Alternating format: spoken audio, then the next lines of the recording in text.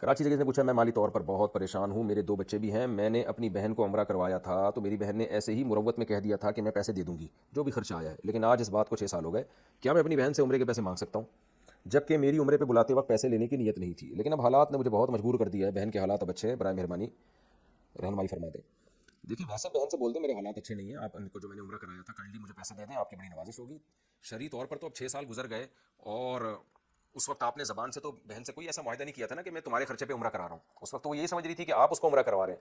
تو وہ یہی سمجھتی رہی ہے۔ اس نے اخلاقی طور پہ بول دیا تھا میں پیسے دے دوں گی، اس طرح سے بول دیا جاتا ہے، لیکن اس وقت آپ سارا خرچہ کر رہے تھے، پھر اس کے بعد بھی آپ نے نہیں مانگے، 6 سال کا عرصہ گزر گیا، تو ظاہر یہی ہے کہ آپ نے ہی اپنے خرچے پہ عمرہ کرایا، تو اس لیے یقین یعنی